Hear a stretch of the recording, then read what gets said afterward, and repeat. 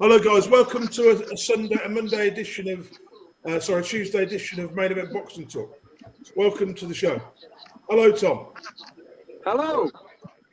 Hello, Spencer. How are you? What's going on? It's Monday for us. Yeah, that's right. Tuesday morning. Right, let's kick things off. Alexander Usyk retains the IBF, WBA, WBO, IBO, and Ring Magazine titles with a 9th-round stoppage of Daniel Dubois. Who wants to start off with this? I'm going to let Spencer start, and then we'll probably have an argument. Give us the rundown, Spencer. Well, it wasn't a low blow, in my opinion. So I'm going to start with that. Good. Now, should we get a rematch for the fight? Probably not, because that was like Usyk's only shot of winning the fight is like, what he did to Usyk. I mean, that was Dubois' only shot of winning the fight is what he did to Usyk. So I don't know if he'll be more successful the next time. I think Usyk will be better prepared and not let him get to his body so much. But yeah, he could have won that fight. He should have won. Like, I don't know if you do it differently or if you play it out, because people like to say that, well, if the ref would have counted, Usyk would have got up.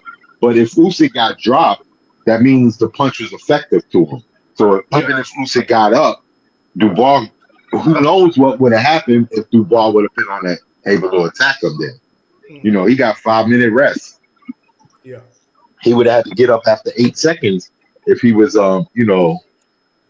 counted down or whatever. So it's that.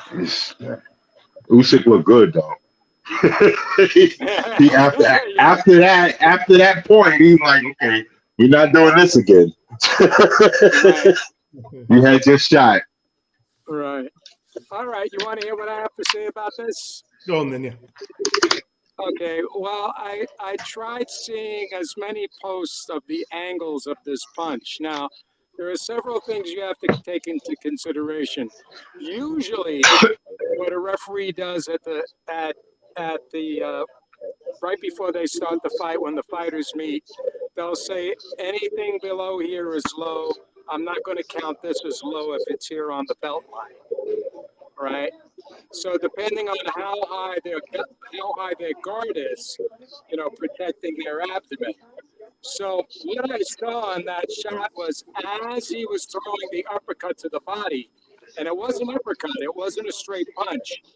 Usyk kind of was trying to jump back, so it caught him slightly, like the majority of the glove, hit him like in the left-hand corner, right slightly below, or no, the majority of the glove hit him below the navel. The part of it didn't. And it was right in that corner as he was jumping up where the groin muscle is attached to the thigh in that section. So when he got hit there, it was up to the referee's discretion whether or not to call it low or not. But the main problem is the referee didn't say anything when they had them at the center of the ring, when they looked at the trunks. That was the first mistake. The second mistake was, it was close, but it wasn't like flagrantly like below the belt, but it was mostly below the navel, and anything below the navel is considered a low blow in boxing. So yeah, no, like you said, it was a judgment call by the ref. So right. Nobody could be blamed besides the ref, No. Like, whoever's blaming any of the boxers for the ref's call, that's idiotic to me. Like, it wasn't Usyk went down because he got hit. The ref, at some of the point, he was telling Usyk to stay down rest some more, wait. Yeah. Like he didn't let him get up quickly. So he made him extend the whole 5 minutes. Like, I don't know what that was about. I don't know why the ref did that. And then the ref, it just seemed like the ref just kept keeping Dubois from not being able to hit that around that area. Because as soon as Dubois got anywhere near close to that side, he kept saying, keep him up, boy. He would pause. One thing I will add, though, Dubois kind of messed up because when Usyk stopped and talked to the refs, why did he stop? He should have punched the shit out of Usyk. Yeah. Yeah. Well, you know, it's an interesting thing. Joshua hit him in that area too, but when he got hit there with Joshua, he backed up and he caught his breath. But here, if you look at his reaction, his hand was shaking. His right hand was trembling. So I'm thinking the way he caught him actually raised the whole guard up and you know, damaged him in the testicles as well. But that section where he hit him, that was the groin muscle. And, you know, he had a big mark there afterwards. So it was a serious punch. And, you know, it was the ref's call. If he would have called it a knockdown, I mean, Dubois probably could have won. But we never know. The only way we know is a rematch, right? Yeah, that's what they call it for. But yeah. You know, they call Herkovich now, so they dead in the rematch because Herkovich is up next. Well, unless okay, carry on. Go ahead. I'll just give my take on this very, very quickly. From the first round onwards, Dubois didn't even win a single round, right? Correct. Apart from the fifth.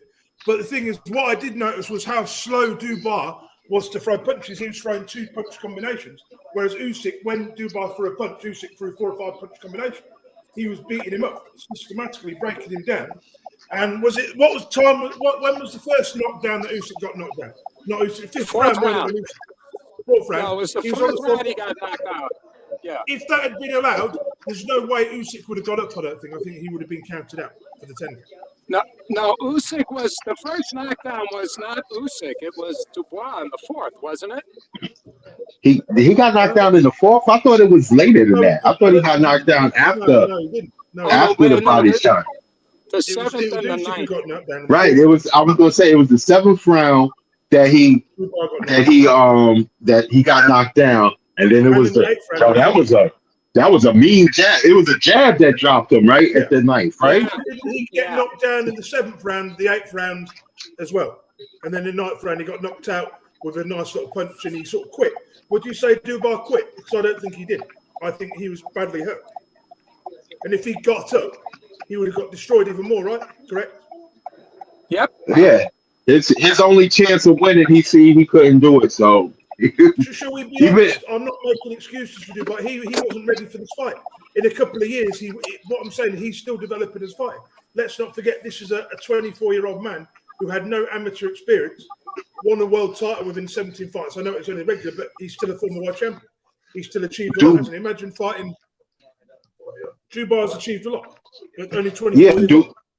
Dubois reasonably should be on the level with Jared Anderson and those guys. Yeah.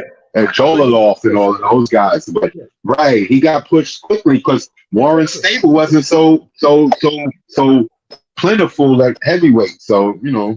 You know what? You can say that I think he can develop and get better. Do you agree? Yeah.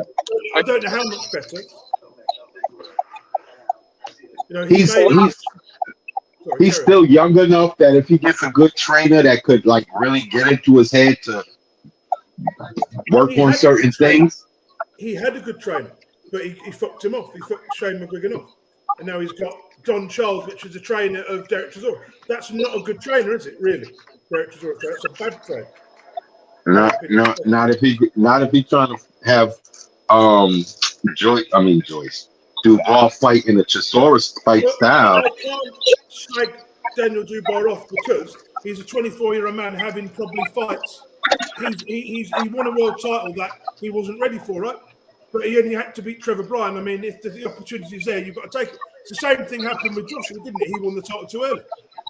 You know, the same thing happened with him. Well, in the case of Joshua, at least he fought top-notch guys while he had the belt. That he beat. Like, he beat Povetkin. He beat Klitschko. He beat Joseph Parker. You know, he beat guys that was formidable guys, you know. But we have to question Daniel Dubois' terrible matchmaking because his matchmaking has been shit. You don't go in there with someone like a Joe Joyce after 17 fights. They pushed him too quick. They should have Yeah, let because him pay 3 or 4 more defenses of this belt, then take this fight. But the truth is, what's it? to somebody else anyway. What's his last fight? The fight where he blew out his Achilles, his ACL. It was, yeah. Yeah, they definitely should have had another fight before. Yeah, an easier fight, yeah. Yeah, but they should have done. Frank Warren has cashed Daniel Dubois out. If Daniel Dubois goes on a losing streak now we'll know why. He's been pushed. But he could also push him on the way that we saying that he should do. Give him a couple of easy fights. He could do that now because no one, as we all know, no one was picking Dubois. Maybe Dubois' mama, maybe Dubois' mother, but nobody was picking Dubois to win. So you need to drop him down a level to probably British level, not British level, but European level, lower, Right, and then to build him back up. But to build him back up because he wasn't expected. Go ahead. I'm sorry. Have him fight Manuel Charr, Robert Helenius, Adam Kanaki, someone like that. Right. Exactly. Those guys. Give him a Derek Chisora. He'd definitely destroy Derek Chisora, wouldn't he? Based on that. That would be an interesting fight. I would like to see that one. Look, let's face it. Some of his boxing fundamentals are not there. That's why he lost. That's why he lost. He's wide in his punches, his footwork. He can only fight moving forward. He can't fight moving backwards. You know. I mean, to be fair, though, a lot of heavyweights can't fight backwards. Yeah, well, that's why he lost. I mean, Usyk is an excellent boxer in this division.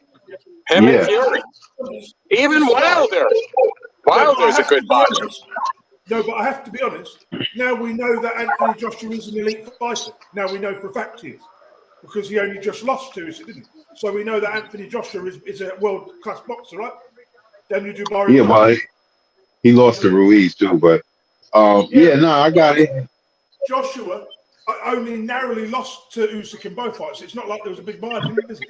Right. He was winning the fight up until the 10th round?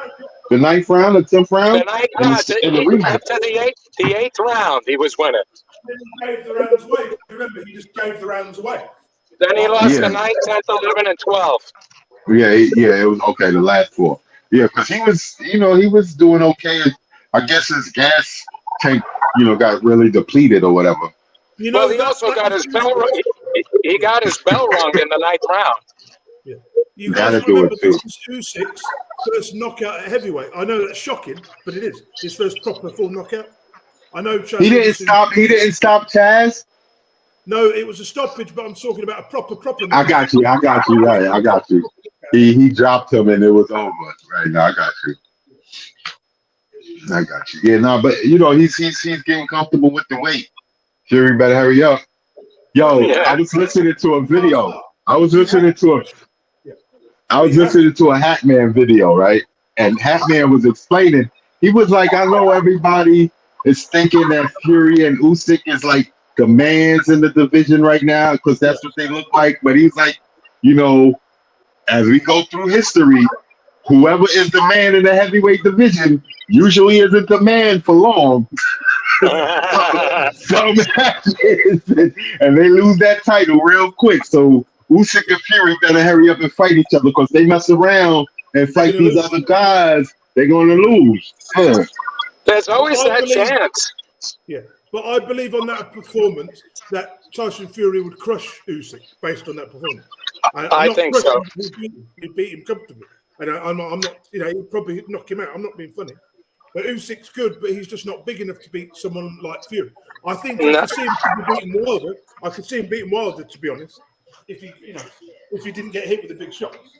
But that's the thing. Wilder's going to be able to hit him at least one time in the fight. And that's all we need. Yeah, that's all he needs. Like, guys got to be perfect for 12 rounds against Wilder. Dubois has better boxing skill than Deontay Wilder. Not much more, but probably a little bit more better. Deontay has got his own style, and he's awkward. That's how he gets those knockouts. Listen, when he fought Bermain Stavern the first time, Wilder showed like incredible boxing skills in that fight. Yeah. You know, he led behind the jab. He stayed behind it.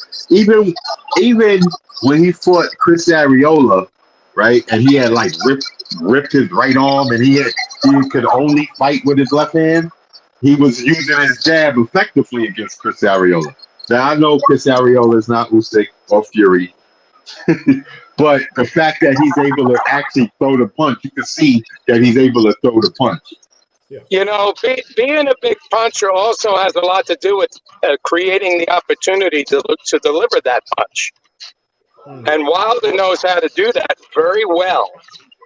You know, he knows how to fake a hook for a right hand. He knows how to uppercut. He knows how to jab.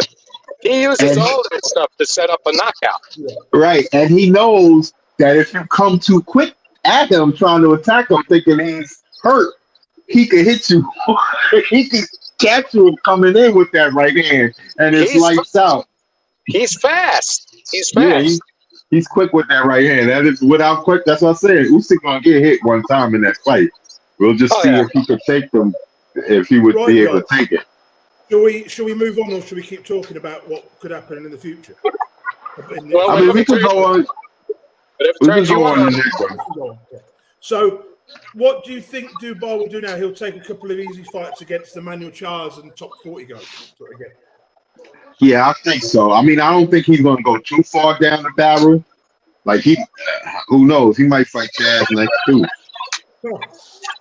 I think he has to be. I think he has to be careful because he looked a little chinny in this fight, and he has to stay away from a Hrgovic or a Zal. You know what's his name? The big Chinese guy, Zhang. Yeah, Joe Joyce. These guys, anybody Wilder, any of those big punchers, they're gonna knock him out. If Usyk could knock him out, those guys could knock him out. What do you think about Dylan White? I don't know. It depends on how shot he is. Dillian White, you know, seriously, he's a drug cheat. But as we're talking about, what about Takam? Takam would be a good fight. What for Dubois? Yeah, that's who I'm talking about for Dubois. Yeah, I think that would be a terrible opponent for him because at the minute, at this stage. I think a good opponent would be someone like Emmanuel Charles, someone who can be knocked over, or Gerald Washington, someone who's. What about Junior Fa? Yeah, that would be a good opponent, but again, he's already been beaten by a 45-year-old Brian, isn't it? And it'd be like if he doesn't knock him out, then they'll say, "Oh, why has he chose this guy?" Yeah, we've got to be careful. Maybe I would say Joseph Parker, but that wouldn't happen. It'd be too dangerous. It's too dangerous. Yeah, Joseph Parker too dangerous of a fight for Daniel Dubois. Knock him out. Or at least he should definitely beat him. Yeah. He's not going to get put in with anybody like, Javalov or even Efri Java. Oh, hell no. He needs to fight Brazil or Joe, not even Joe Washington. Someone like an Adam Karnacki. Yeah, but Karnacki. Karnacki's shot. I mean, Frank Sanchez may even be too. Frank Sanchez could even be too much for him. He can't fight none of those guys, Tom. He got to fight a dude that is a gatekeeper. He can't fight no up and coming dude. Them dudes ain't trying to lose. He got to fight somebody that don't care about losing. Somebody like Emmanuel.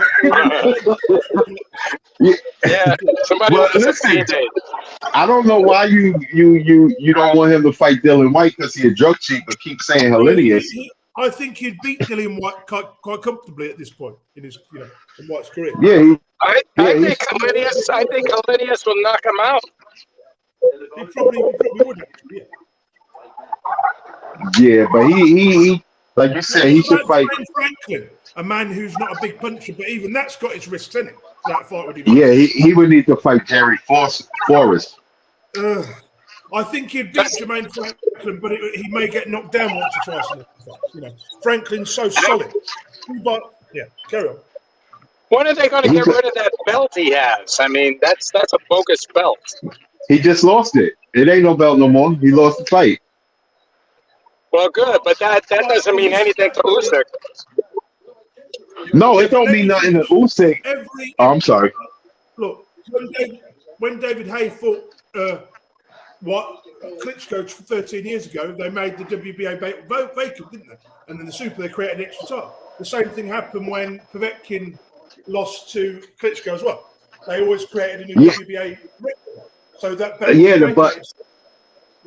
but the only thing is, since the WBA has been on this kick of consolidating the belts, right? They've been doing it in all the weight classes. They haven't vacated. They didn't. I mean, Gervonta Davis is the WBA world title holder at lightweight, and I think it's like maybe one other fighter up and down all 17 weight divisions that they have a world and a super champ at the same time. But for the most part, 168, Canelo and David Morrell. But for the most part, most of those fights, they haven't had a WBA world title fight once the title, once they lost that belt. Whoever was Anthony Joshua against Wilder for the vacant WBA world belt, they're going to do it, aren't they? There's too much money on the table. Without question, they would definitely do something like that for a world title. And that way, they would force the winner would have to fight Usyk. And if Usyk doesn't fight them next, or whatever the case is, then he would have to vacate, and then they'll be the world champ. I do believe the WBA will make that belt available to someone like Anthony Joshua, and they would do it because they know he's equals money. He could fight anybody outside the top, anybody at the bottom of the rankings to get the belt. Eddie Hearn would fit to the point where he fights someone like Helenis' level for a vacant belt. That's what Eddie Hearn would do. Because, and I don't blame him. The only way Joshua's going to get a world title again, isn't it? I mean, he could do that. He could definitely do that. I mean, we can call it a bogus belt all we want. We can call it it is a bogus belt, but it means something, doesn't it? Listen, they class as the world champion in the record books. Exactly. So, and them announcers announced them as world champions. So it is a joke, yeah.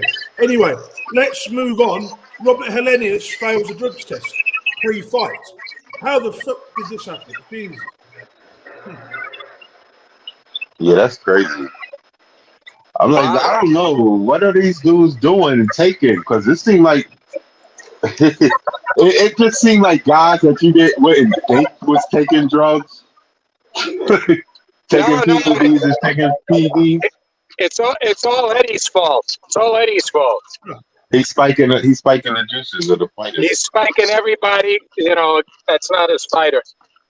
Yeah. Just in case Joshua loses. Right. they test will come back positive and Joshua, there will be a no contest. Yeah. There'll be a no contest. A platform called Bigo Live, which is a multi-stream platform where people listen. So I'll put it on this so they're listening to what we're saying now. So hopefully people come. If you ever want to join that app, you can do it. We can actually do a live podcast and we can bring everybody over to this Bigo and that way we can get more people watching us, if you know what I mean. Well, send us the link. Send us the link. Yeah. I will do, and I'll teach you how to use it at some point. But for today, we'll continue this. Then we can get more people coming on. You see? That's what's up. So Helenius, always the innovator. I hope he gets banned as well. Yeah, he should. Like, listen, if they ban people for popping dirty, he should get banned too. I mean, what they're gonna give him? 6 months suspension? He probably ain't gonna get a fight for 6 months anyway. Be null and voided. Would his win be voided as a no contest? Would it be downgraded to a no contest? I mean, I guess that could be up to Joshua's team to decide, to determine that. Yeah, but you wouldn't want it as a no contest, would you? Because that win that knockout win was important for his confidence. Really important. So and it really is important to his confidence now that you know that Hellenius was popped dirty, you like, I'm just knocked out a dirty dude. Yeah. So that's a good confidence booster Yeah. for him. So basically, all they did was replace one drug cheat for another drug cheat. But this one got knocked out first.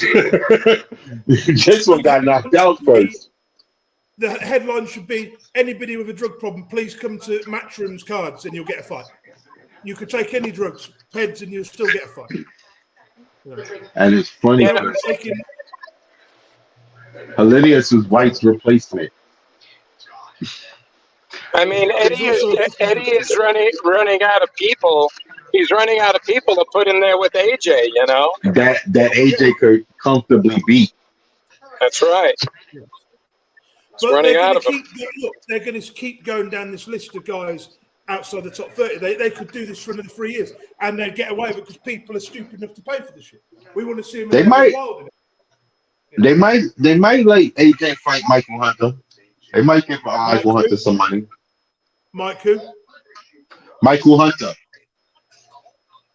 Yeah, that's a dangerous fight, isn't it? I know Michael Hunter's not what he was, but he's got the style. And he caused an upset against Joshua, isn't he? I mean, it's true, he does. I mean, and his mindset going into an AJ fight might be way different than going into the fights we've seen him in as of late. Yeah. But obviously the problem with Michael Hunter is that fire that he had 4 or 5 years ago has been and gone. His prime is right, gone, isn't it? Right, because he hasn't been getting a fight. So the guys that he's been fighting, he's just been like, yeah. So Michael Hunter 4 or 5 years ago, I believed he was going to win a regular title. Do you remember when I said I hyped him? Yeah. He was in line to fight for the regular title, and then they just dropped him off the list because he wasn't a big enough name. That's the problem. If you're a Michael Hunter type fighter, right, coming up when he won those fights 5-6 years ago when he was coming up in the heavyweight division, he caused a lot of shots. Remember, he beat Ustinov. And he beat Bacoli. That was the surprise. That's what started the surprise was when he beat Bacoli. And Sergio Kuzmin, yeah. But the problem was his performance against Jerry Forrest wasn't good enough. Now he's gone to this fight league crap. Or tag. Yeah. Like I said, he's going to the level of this. He's going fighting to the level of competition. Yeah. Again, if he was to fight AJ, it might be a different story. He might be coming in there with more enthusiasm, more motivation. Right, guys, let's move on to our next card, which is Jared Anderson in a great performance against Andre Rudenko. This was a 5th round stoppage. Yeah, it was a good stoppage, and I think they should have stopped it a little sooner. He was taking a beating, but if you watch the fight closely, Jared actually hit him a couple of blows beneath the belt line. I mean, they were flagrant fouls, and this guy must have had a stomach of iron because, I mean, he just kept absorbing this punishment, which was crazy. But he's coming up, I think they're bringing him along a little better now. And with this fight, that's what actually worked, all those body blows. But he's got to be careful with other guys because when he's punching that wide, he could get clocked. So they picked a good guy for him. Yeah, he gotta definitely tighten up those shots. Because as you said, if you come in wide, somebody could come straight down the middle. Somebody could come with a straight shot. They should keep him at this level for another 4 or 5 fights, for another 2 years at least, 2-3 years at least. Keep him at this level for another 2 years. Then just step him up a little bit, Yeah, the only thing is, the public is going to be clamoring for him to fight certain guys. But the public need to understand that you need to build boxes correctly. If you build boxes wrongly, look, things like what happened to Daniel Dubois, but obviously different. I mean, he could definitely get some of these sunline names, but that's not really going to be a threat. Like maybe a Gerald Washington. He the former world champion. He wasn't ready for Charles Martin, but he won. But if they take that risk again, he's not going to be ready. Do you know what I'm saying? You can't risk it too many times. No, no, no. That's what I'm saying. Somebody like a Gerald Washington, he could beat Gerald Washington. Up. He'd absolutely kill him. For me, the problem with Anderson is his defence. If he learns Yeah. to defend properly, he most of the guys. Seriously. Even F.A. Ajaba would be risky for him because F.A. throws a nice straight right hand. Yeah. Right. But the problem is, if you're fighting like this early in your career, what are you going to be like in another 5 years? You'll be like punchy, and he'll be like a Derek Chisora if he's not careful. Well, by his interview, he ain't gonna be fighting in 5 years. No, not the way he fights. The way he's fighting, you're only going to have a short career, right? Fighting the way he fights, shorten your career. Yeah, he just want to get some money and make sure he's straight, and then he's retiring. He's 24 years old. He thinks he's invincible. He's trading and taking shots you do not take. Not even Joshua took this like he did. Ridiculous. Somebody that knows their boxing trainer needs to get hold and say, look, you're doing this wrong. Let's show you the proper way. He's taking too many risks. Well, if you watch, some of his training, I mean, he does follow it, but when he gets hit, he starts to unload heavily. Yes, but he needs discipline. You stick in boxing to a game plan. Yeah, I agree with you. It's crazy. I'm seeing him fight Charles Martin taking the dumbest shots I've ever seen. I'm like, why are you walking into this guy's punches? You're throwing punches, but you're throwing 3 or 4 punches. He's hitting you. It's not worth the risk. Well, see, he's more of an offensive fighter, and a part of it is once you get hit, sometimes you want to retaliate, and you're thinking emotionally, whereas you have to work on. Floyd Mayweather said the art of boxing is hit and not get hit, right? So exactly. Too many shots. It's just dumb. You watch Floyd and you watch Roberto Duran. Roberto Duran knew how to roll with punches. He knew exactly what to do. He knew how to get inside, and it seemed like he was getting hit, but he was just as good defensively as he was offensively, and that's what a lot of these guys are missing. No offense to this new generation of guys in their 20s or 5s, but the guys like the Usyks, you're not going to see guys like Usyk and Fury anymore. You need, what I'm saying is the guys like Ali and we don't see guys with that sort of skill anymore. What was Anderson's Olympic experience? I don't know if he had any. You see, that's where the amateurs really season these guys, because all of them that are around now that are doing well, most of them were in the amateurs. Jalalov. Yeah. Torres, Jalalov, a bunch of them, and the heavyweights. Ali was an Olympian. He fought a lot of amateur fights. Joe Frazier, a lot of amateur fights. There's only a few. Yeah, even Deontay Wilder. Tyson fought a lot of amateur fights. I mean, AJ was an Olympian also, a gold medalist also, but but AJ and Wilder's case, they had short amateur careers, so they just got lucky because Lennox Lewis, all of those, the Ukraine fighters. All these guys were well schooled. Back then, in the 80s and 90s, it's different. Now it's like everybody's got to have it now. There's no patience. You need to build fighters. Besides that, the amateur system is not what it used to be. So, people turn pro earlier.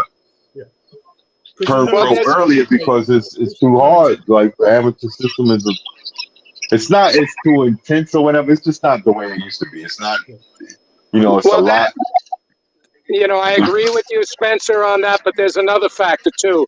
A lot of the guys that went into boxing in the 40s, 50s, and 60s up to the 80s, they were hungry. They were poor in this country. Now a lot of athletes have other choices to make.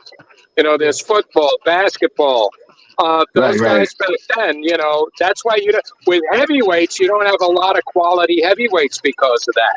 From especially this Americans. Well, you look at America's domestic system of heavyweight fighters, they're either good or they're crap. In England, they're either very good or they're not so good. But in America, the gap seems to be even worse. Like the top guys are the top guys, and the middle guys are not. And the middle, then there's no real domestic system. We have Wilder. We have Torres coming up. Like, We have a even- couple here. Well, that's about it. Yeah. Yeah, there's not a there's less boxing gyms in the cities where the kids will go to learn how to fight. I mean, train and all of that other stuff as well. But back in the 60s, in America, I know 40s, 50s, 60s, there was a boxing gym in probably every street, wasn't there? In every town, every back It was town. definitely one in. There was definitely one in most neighborhoods. Well, that was a way out. It was a way out because football and basketball didn't pay any money then. But, And it was a lot to be on that type of stuff. It wasn't the way it was. Football just like transitioned. The heavyweights that come out in the 40s, 50s, and 60s in America in the 70s and 80s and 90s, that conveyor belt of the Holyfield, you don't see that conveyor belt anymore. You've got Wilder, you've got a couple of guys, but you had that conveyor belt. America was great for the heavyweights from early on. Why would you want, if you're a 6'7" guy and you could play ball, why would you want to get punched in the face? Exactly, yeah, exactly. And the amount of money besides the contract you get, there's a bunch of endorsement deals and all this other stuff. Like guys could be making $100 million in like 2-3 years, where you gotta wait till your whole career, the end of your career, the biggest fight of your career, to get the $100 million fight. We better move on. All right. Right. I watched this fight. Zan Kasabowski loses to Alfred Jagba because he gets disqualified for low blow. This was disgusting. Jagba was winning the fight every time he hit Zan Kasabowski to the body. He was vulnerable, right? I reckon Jagba would have got the stopper. Yo, this dude was hitting him. Yo, he got deducted twice. And then when they tied up, he just was like, fuck it, foul. I don't want to fight no more. And he hit him again. He did a galata. I was like, yo, this dude just like, fuck it. It wasn't even close to trying to be a borderline belt line shot. He, like you said, he did a galata. Galata did a combination though. If in fairness to him, let me say this. Ajaba hit him low a couple of times. The ref warned him, right? So he probably felt that he couldn't win that fight because the ref was against him by deducting points, and he didn't deduct anything from Ajaba. So he just said, "Fuck it, I'm not going to win this fight. This guy won't, he's not going to let me fight, and I'm getting fired." Zan Kasabowski came with a lot of fanfare, right? 6'7" Kazakhstani guy, big guy. He doesn't have the skills, does he? He obviously doesn't have the talent. He was off balance a few times. But do you reckon he beat Jared Anderson? I don't think he would, based on what I saw. I think Anderson would clean him out. I think he's dangerous. He's a strong puncher, and he could take it.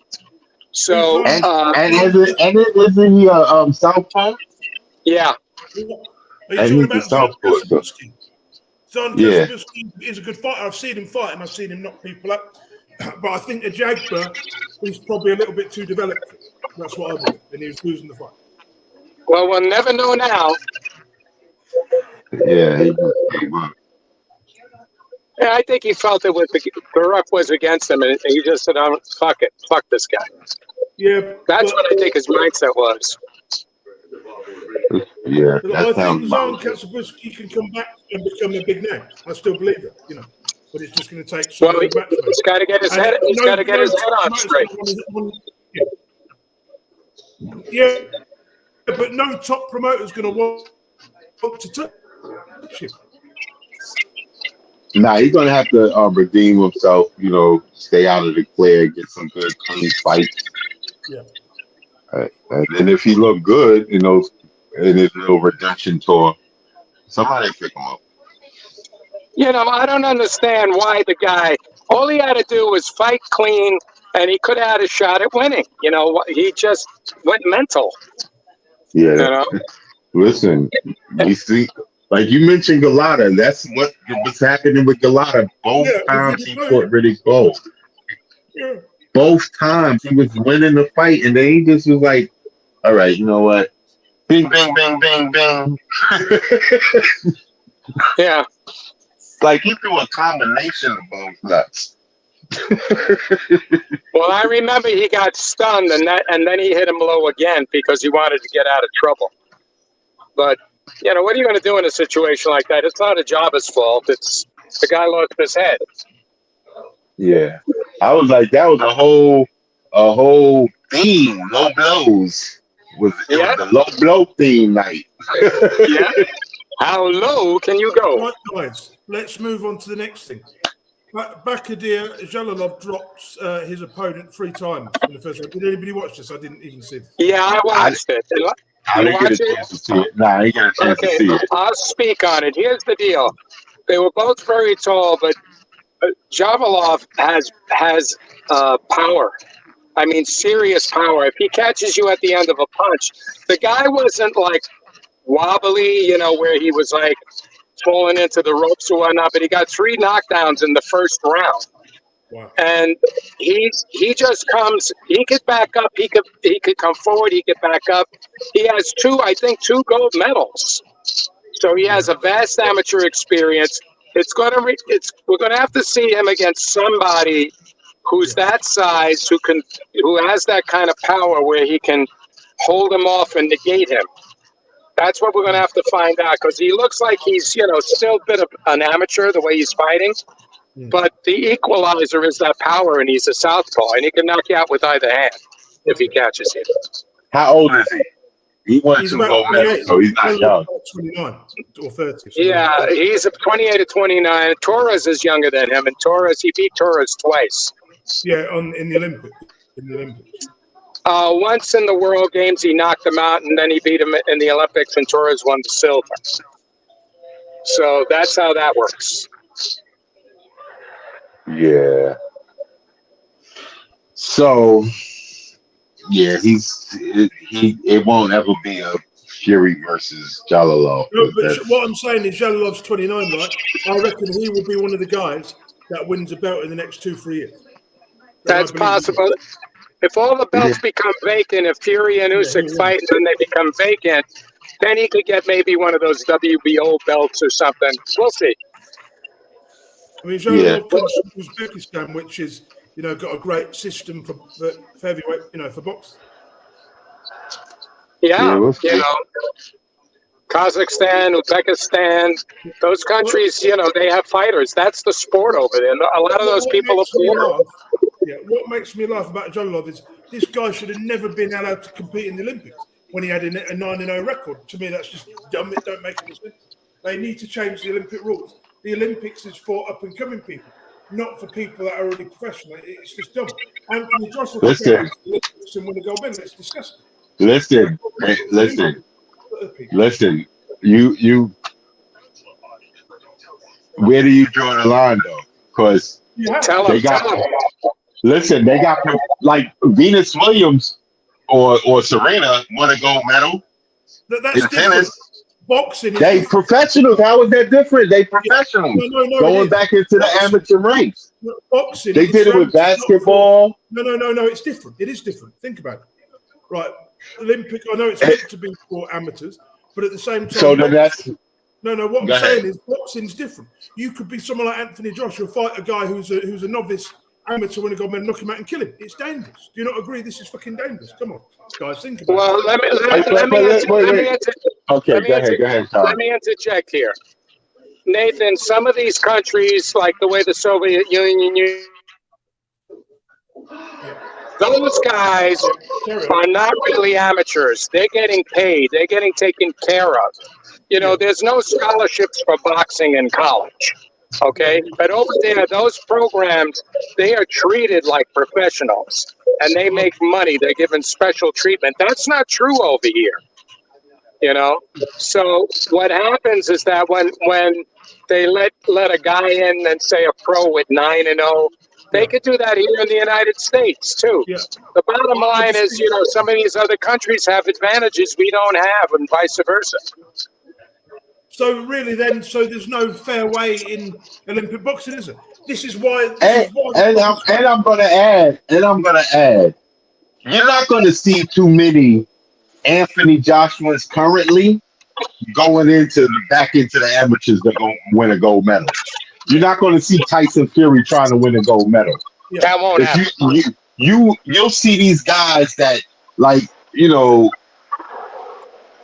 that kind of like there's been some that had some records that was like they went back and like wow, why are you going back to the Olympics? but who was that French guy? And Dam. Look at him. He got him. Yeah, like him. Like I'm like why did you? And then you lose. So that's really like damaging to your career because the amateur game is totally different than the professional, especially now. And the style, yeah. System in amateur. Do you remember a boxer named Stevenson from Cuba? Yes, I do. You remember him? Yeah, and he knocked everybody out because he was being supported by the Cuban government.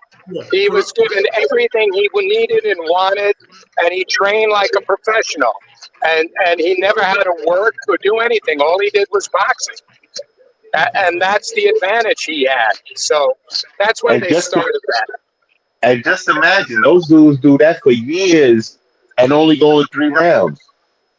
Yeah. Who was the other Cuban boxer? You had Timmy or something, didn't you? You had someone called Stevenson. Who was after him? You had another guy, didn't you? Another Cuban guy who dominated for years. I can't remember his name. There were a few of them like that. Yeah, about 4 gold medals from 86, some from like 1988 to like to 2008 or something. I can't remember. You know, they were back then. Do you remember they were trying to make a fight with him and Ali? But he wouldn't do it. He wouldn't do it. And that's added to that.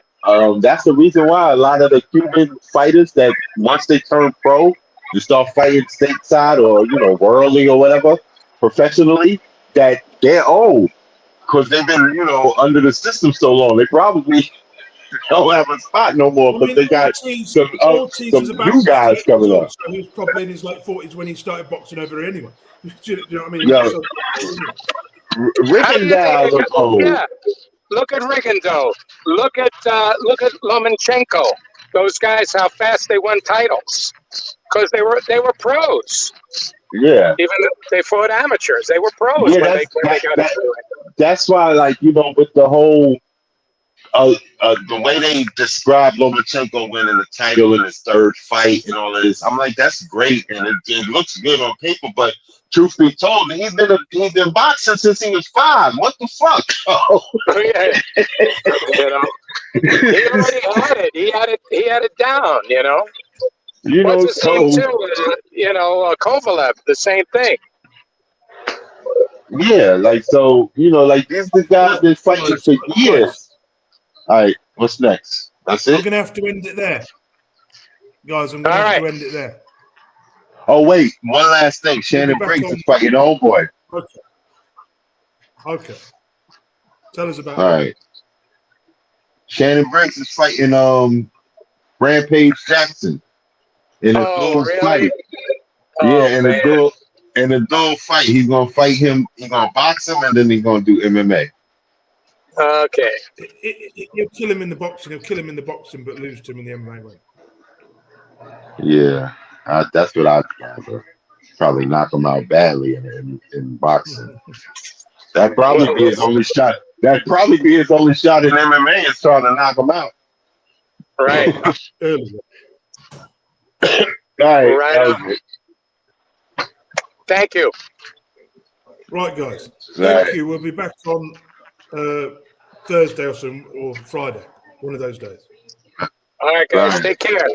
All right. Later. Okay, guys. Right. Bye.